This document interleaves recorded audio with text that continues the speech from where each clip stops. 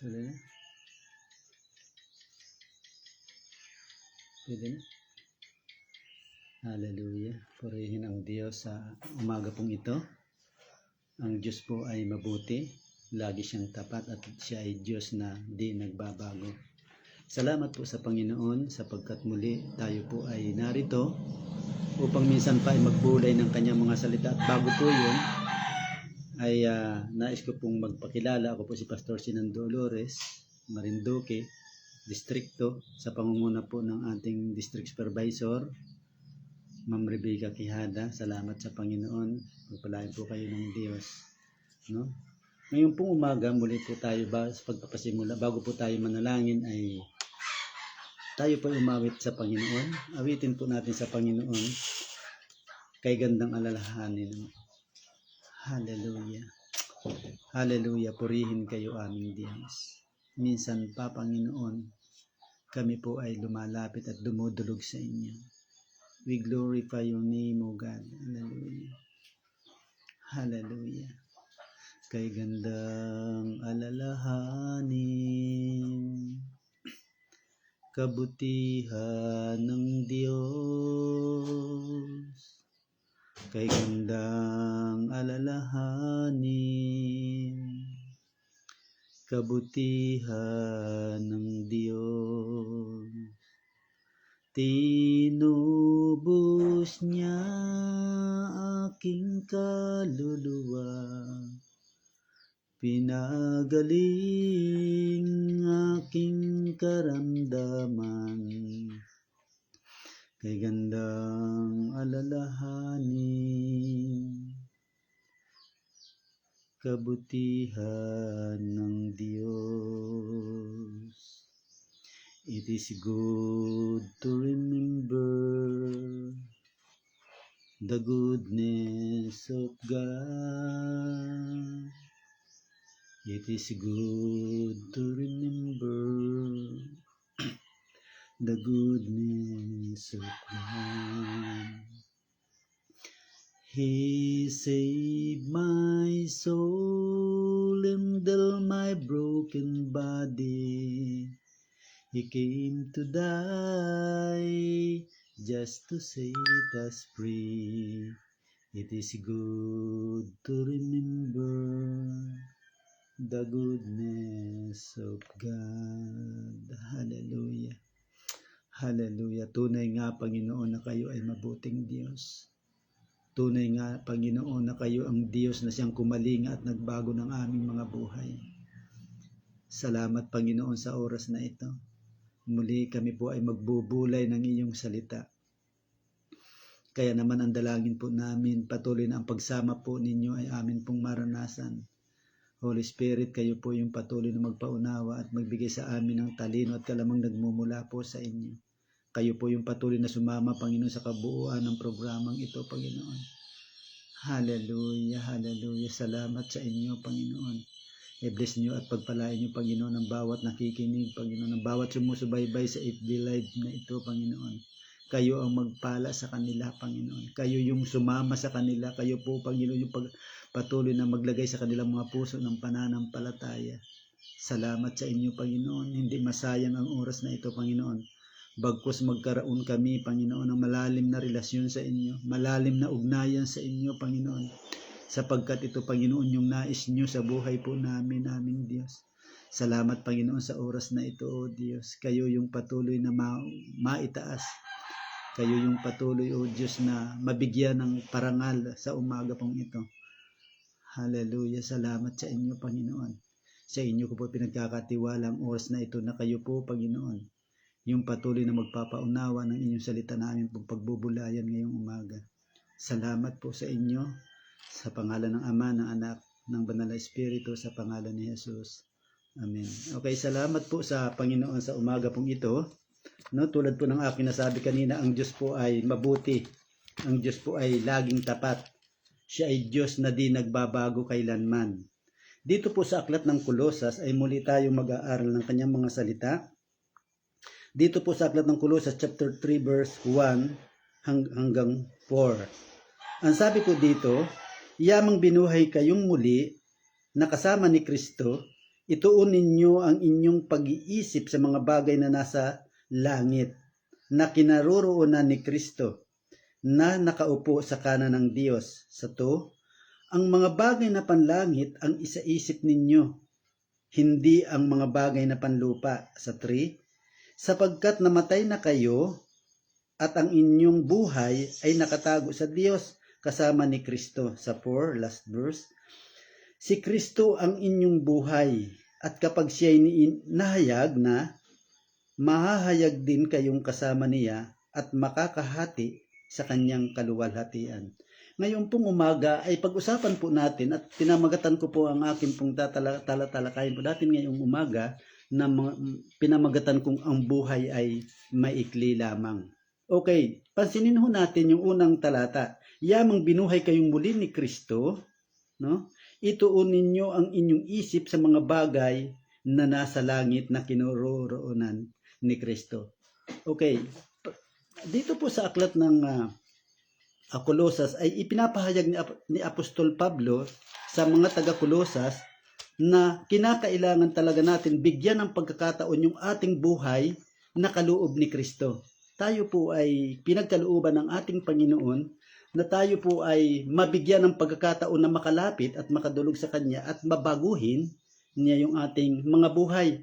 Maaaring sa buhay po natin ay nalasap natin mula sa pagkabata, ano po, hanggang sa tayo po ay magkaroon ng tamang kaisipan, maaaring nalasap na natin ang karangyaan sa ibabaw ng mundong ito, at halos ay ating natamo o atin pong nabigyan ng pagkakataon yung ating sarili na makasalamuhan na kung ano atumang gawain na pang makasanlibutan. Pero ang itinutuon, ang nais ipahayag ng ating Panginoon sa umaga pong ito, no?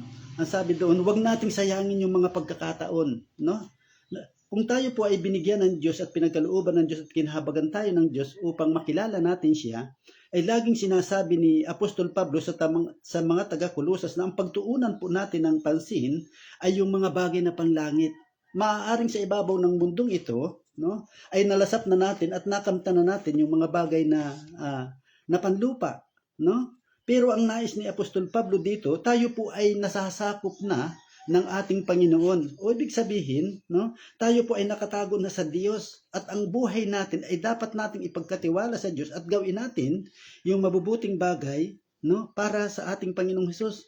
Pansinin ho natin, sabi po sa 3, no, sa chapter 3 verse 12, ang sabi po doon, kaya't nga dahil kayo hinirang ng Diyos, minamahal niya at pinili para sa Kanya, dapat kayong maging mahabagin, mabait, mapagpakumbaba, mahinahon at mapagtiis, no?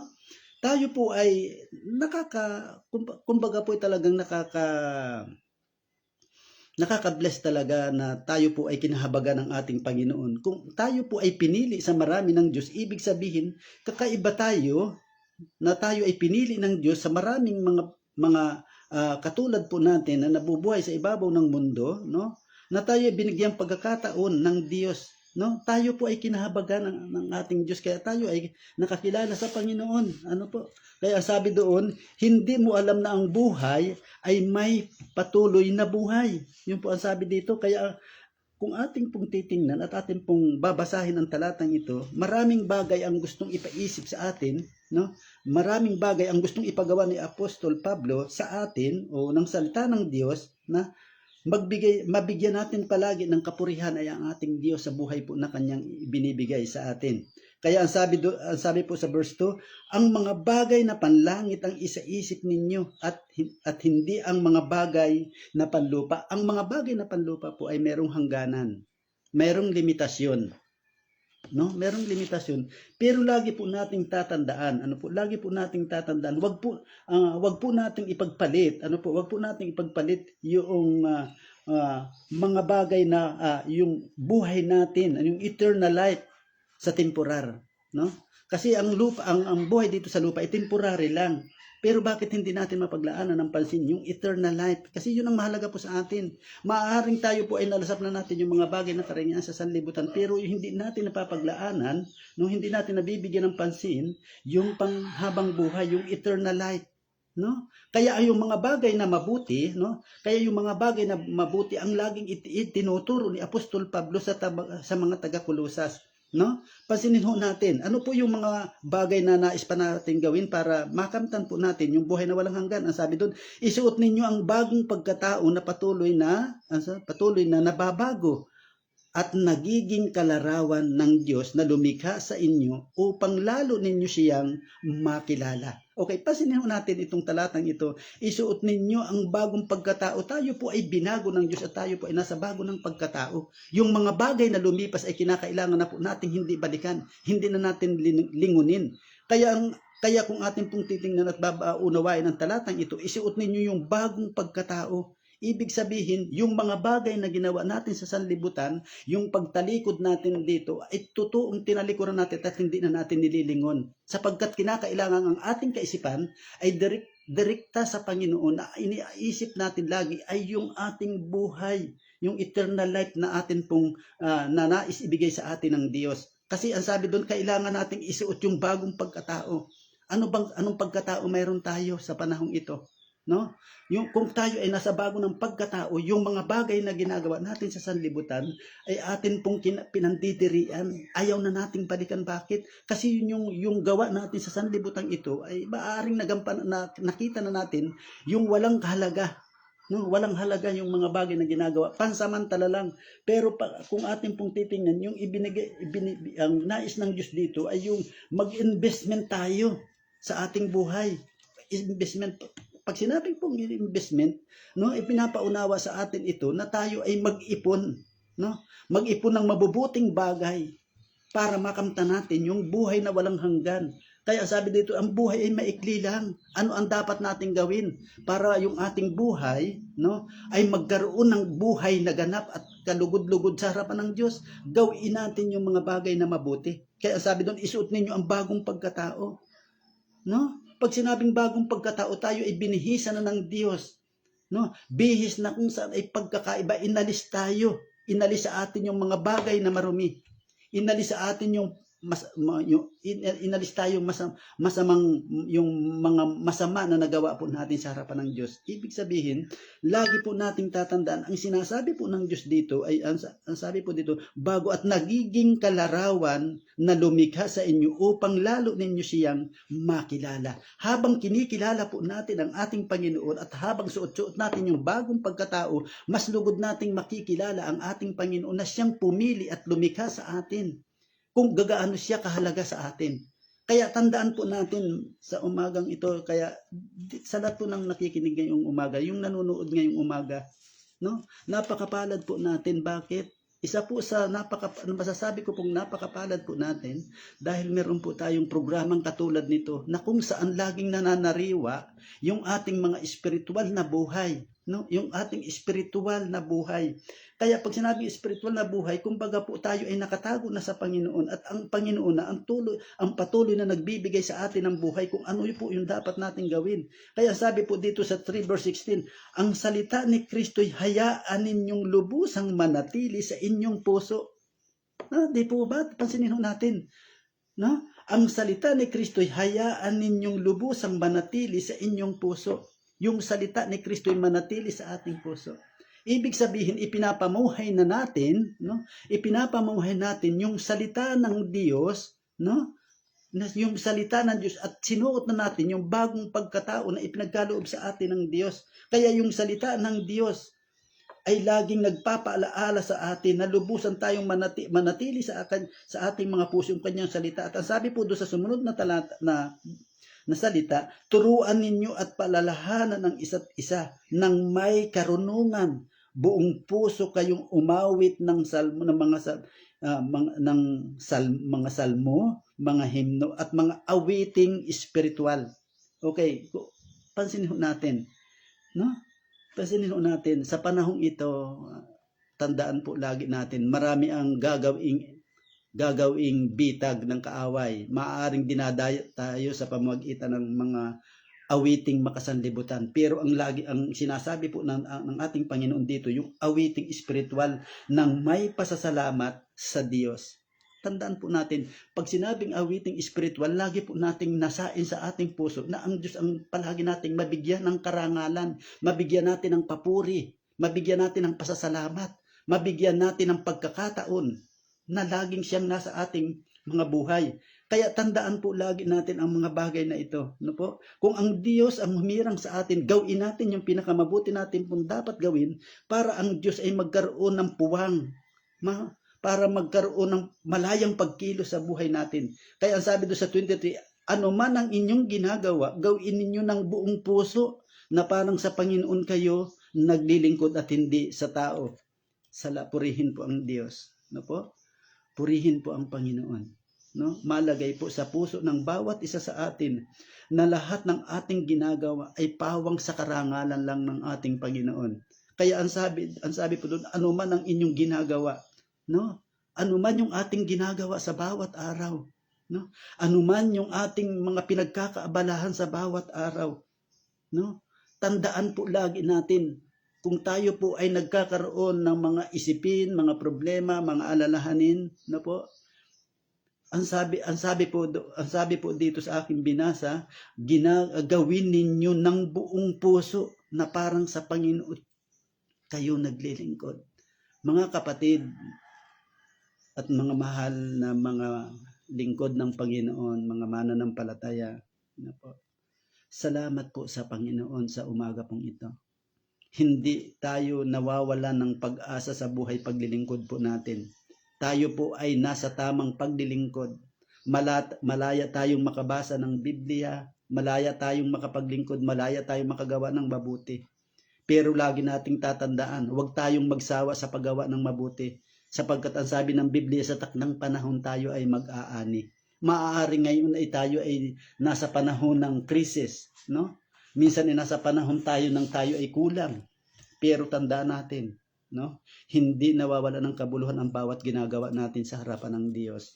Sapagkat ang Diyos ay mabuti, ang Diyos ay tapat at ang Diyos ay laging nagpapala. Kailanman ay hindi tayo pababayaan ng Diyos. Yan ay pangako niya sa kanyang mga salita. Kaya ang nais ng Diyos, lakaran natin yung pinakamabuti nating dapat lakaran, papunta sa Kanya.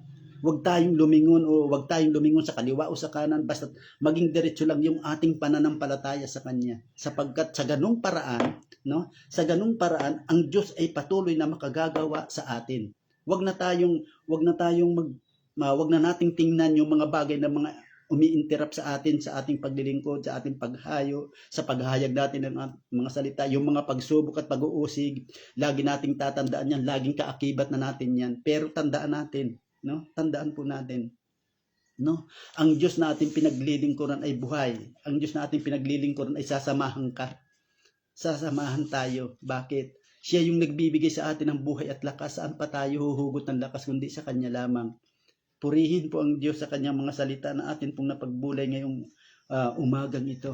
Maglaan tayo ng mahabang panahon, mahabang oras para sa Kanya. Yung pananalangin sa umaga, yung pananalangin sa hapon, sa lahat ng oras na mananalangin ka, lagi mong tatandaan, ginagawa natin yan para sa Panginoon. Ginagawa natin yan hindi para makita lang ng iba. Ginagawa nating mahalaga yan sa buhay natin. Ginagawa na natin yan sa bawat araw, sa bawat buhay natin, sapagkat yan ang nais ng Diyos para sa atin. Magkaroon tayo ng malapit, no? Yung malapit na relasyon sa Panginoon. Sapagkat pag tayo ay mayroong malapit na relasyon sa Panginoon, yung salita ng Diyos na iyong napapagbulay-bulay at daladala mo sa bawat araw na ikaw ay gumagawa sa Kanya, kikilos ang Diyos at makikita mo yung mga bagay na himala na halos ay hindi mo mauunawaan. Ganyan kabuti ang Diyos na ating pinaglilingkuran. Purihin po ang Panginoon sa umaga pong ito. No? Patuloy po tayong magdalanginan, patuloy po tayong magkaroon ng pasanin sa bawat isa. Abutin natin yung mahihina, no? Abutin natin yung mga wala pa sa Panginoon. Abutin natin yung mga taong ayaw kumilala sa Diyos. Ang Diyos ay gagawa ng mga kaparaanan. Ang Diyos ay gagawa at kikilos siya sa buhay natin dahil siya yung Diyos na ating pinaglilingkod na siyang pumili at tumawag sa atin. Kaya wag nating sayangin yung mga pagkakataon. Salamat sa programang ito na mayroon tayong ganito. Muli, laging nagpapalaala ang salita ng Diyos sa bawat isa sa atin no? Nagpapaalaala ang salita ng Diyos sa bawat isa sa atin na magkaroon tayo ng malalim na intimacy sa Panginoon. Malalim na pagkakilala sa Panginoon. Hallelujah. Salamat sa Panginoon, no? At salamat din sa kanyang salita na siyang nating nagiging tungtungan, lakaran upang makita at marating natin yung plano at nais ng Diyos sa buhay po natin. No, maaaring tayo ay nagkakaroon ng kapagalan sa bawat araw. Huwag po tayo manghinawa sa paggawa ng mabuti. Yun ang laging sinasabi ng Biblia, no? Huwag tayo manghinawa sa paggawa ng mabuti sa takdang panahon. Tayo po ay mag-aani kung hindi tayo magsasawa. Yan ho ang pangako sa atin ng ating Panginoon. Hallelujah. Tunay nga na mabuti ang Diyos. Hallelujah. Huwag tayong maging kagaya pa nila. Kung tayo po ay nasa bagong buhay na kay Kristo, gawin na natin yung ating panibagong buhay na hindi ito masayang, no? Tayo ay hinango na ng Diyos at binago ng ating buhay. Kaya ang sabi po dito po ako magtatapos, no po? Ang sabi doon sa verse 3, sapagkat namatay na kayo at ang inyong buhay ay nakatago sa Diyos na kasama ni Kristo. Yan ang salita na po ng Diyos. Ang ating buhay ay nakatago na sa Diyos. Kaya tayo ay napakalaki ng tsansa, no? Napakalaki po ng tsansa at sigurado 100% na tayo po ay makakasama ng Panginoon. Bakit? Nasa Kanya yung ating buhay nakatago. Pag sinabing nakatago, ito hindi nawawala. Kumbaga ito ino-honor na ng Diyos na tayo ay Kanyang anak, no? Kaya isang matibay na sandigan hawakan, no? Sandalan, matibay na muog ang ating Panginoong pinaglilingkuran. Salamat po sa Panginoon sa kanyang mga salita. Maging sa pagbubulay-bulay po natin ng salita ng Diyos sa umagang ito. Para at sa lahat ng mga nakikinig at nanonood ngayon ng live na ito, magpatuloy po tayo sa paglilingkod sa Panginoon. Gawin na po natin yung pinakamabuti po nating magagawa sa Panginoon. Ang sabi doon sa aking binasa kanina, ano man ang inyong gawin ninyo yan ng buong puso, no? Gawin po natin ng buong puso. Wag nating gawing dahilan, no? Wag nating gawing dahilan o gumawa tayo ng mga dahilan para hindi natin magawa yung pinakamabuti sa Panginoon. Salamat po sa bawat isang na sumusubaybay sa FB Live na ito. Magtulungan po tayo, no? Magtulungan po tayo. Magpanalanginan po tayo na ang programang ito ay pagpalain ng Panginoon. Maraming tao ang mabago. Maraming tao ang lumapit sa Panginoon. Maraming tao ang magnasa na hanapin ang Diyos. Maraming tao ang kumilala sa Diyos, no? Alam natin at marami ng tanda na ang Diyos ay malapit nang dumating. Pero ano ang dapat nating gawin, mga lingkod ng Diyos? Kung tayo ay malalim, maging halimbawa tayo maging sa pananalita po natin. Maging halimbawa tayo sa kanila na tayo yung kanilang nagiging ilaw, no? Kung tayo ay nakatago na kay Kristo, na bago na ang buhay natin, wala na yung dating pagkatao, tayo ay bago na, no? Pag sinabing tayo ay bago na, wala na yung dating pagkatao, wag na nating balikan. Napakapangit ng karanasan, no? Napakapangit na karanasan ito. Pero salamat sa Panginoon, no? Tayo po ay nagkakaisa, tayo po ay nagtutulungan upang maiangat natin, upang maipahayag natin yung salita ng Diyos, no? Kaya salamat po sa Panginoon sa umaga pong ito. Hayaan natin na tayo po ay patuloy na manalangin sa Panginoon sa umagang ito. Hallelujah, hallelujah. Hallelujah. We glorify your name, O God. Hallelujah. Purihin kayo aming Diyos. Kayo ay dakila at tapat, Panginoon. Kayo ay Diyos na hindi nagkulang sa amin, Panginoon. Salamat, Panginoon, sa pagbabagong buhay na mayroon kami. Salamat, Panginoon, sa buhay, Panginoon, na inyong pinili at hinirang, Panginoon. Katunayan, Panginoon, na kami ay karapat-dapat, Panginoon, na tumawag sa inyo bilang anak, Panginoon. Hallelujah. Lord, akin pong dinadalangin ang bawat nakikinig sa bawat umaga, Panginoon, maging sa oras na ito, aming Diyos. Hindi ko alam, Panginoon, kung ano ang pinagdaraanan ng bawat isa. Hindi ko alam, Panginoon, kung ano ang kanilang mga alalahanin at problema. Pero isa lamang ang tiyak, nariyan kayo, Panginoon, para agapayan, alalayan, tugunin, at pagpalain ang kanilang mga buhay. Salamat po sa inyo sa umagang ito. Akin din pong dalangin, Panginoon, ang bawat distrito, Panginoon, mula sa District 1 hanggang District 9, Panginoon. Ang bawat mga district supervisor, Panginoon, Lord, I pray, Panginoon, sa bawat district supervisor. Hayaan nyo nga po, O Diyos, na kayo yung patuloy na magbigay ng knowledge and wisdom, Panginoon, sa bawat distrito, Panginoon, sa bawat district supervisor. Lord, kayo yung patuloy na gumamit, Panginoon, sa kanila. Ano man, Panginoon, yung kanilang mga pangailangan. Hallelujah, para mapamunuan, Panginoon, ang bawat distrito. Lord, I pray. Kayo po, Panginoon, yung patuloy na tumugon sa kanila. Kayo po yung patuloy na sumama sa kanila, Panginoon. Hallelujah, mabuti kayong Diyos, Panginoon. Mabuti kayo sa aming mga buhay. Hallelujah. Gayon din, Panginoon, yung kanilang mga pastor na nasasakupan, Panginoon. Lord, yung mga nagpapatayo ng bahay-sambahan, kayo po, Panginoon, yung patuloy na tumugon, Panginoon. Yung mga may problema, Panginoon, kayo yung patuloy na magbigay ng kalutasan, aming Diyos. Hallelujah. Salamat sa inyo ngayon pong umagang ito. Pinagpapala ko po, Panginoon, ang bawat distrito, mga pastor, bawat may mga simbahan, Panginoon. Lord, I pray, kayo yung kumatag po sa kanilang mga pangailangan. Hallelujah. Salamat sa inyo, Panginoon. Akin din pong dalangin, Panginoon. Hallelujah. Ang amin pong superintendent, si Pastor Joseph, Panginoon. Lord, I pray. Hindi ko alam sila, Panginoon, kung saan sila naroon. Pero isa lamang ang tiyak, ang pagsama po ninyo ay kanya pong mararanasan. Pagpalain niyo, Panginoon, ang bawat pagmimisyon sa Mindanao, Panginoon. Lord, I pray, Panginoon. Hallelujah. Hindi kami nagagalak dahil sa ganda, Panginoon, ng nakarangyaan ng sanlibutan ito. Nagagala kami, Panginoon, dahil sa inyong nilikha, Panginoon. Hallelujah. Gamitin niyo po ang aming superintendent, Panginoon, si Pastor Joseph. Kasama ang kanyang pamilya, Panginoon, at ng lahat ng manggagawa, Panginoon, na sumasama sa mission, I pray, Panginoon. Tumugon po kayo sa kanilang mga pangailangan, Panginoon. Lord, salamat sa inyo. Meron kaming ganitong tagapanguna, Panginoon, na patuloy na ginagamit ninyo. Pagalingin niyo po, Panginoon, yung kanyang physical katawan, palakasin, Panginoon, at magamit po ninyo sa ministeryo, sa kanyang pagmimisyon, Panginoon. Hallelujah. Gagawin po, salamat sa inyo, Panginoon. Ginagawa po niya, Panginoon, yung pinakamabuti para sa karangalan po ninyo. Salamat po sa inyo, Panginoon. Pagpalain din po ninyo, Panginoon, yung amin pong district supervisor, si Ma'am Rebecca Quijada. Lord, salamat sa kanyang buhay. Bagamat napakarami ng gawain, Panginoon. Lord, salamat sa kanyang mga pagtatravel, Panginoon. Iniingatan mo siya, Panginoon. Palakasin mo siya, Panginoon. Hallelujah. Samahan palagi, O Diyos. Maging ang kanyang mga anak, Panginoon, na nagkasama, Panginoon, sa mission. Salamat sa kanyang buhay, Panginoon, na walang kapaguran kaming pinangungunahan sa lugar na ito, Panginoon, sa probinsyang ito ng Marinduque. Salamat sa inyo, Panginoon.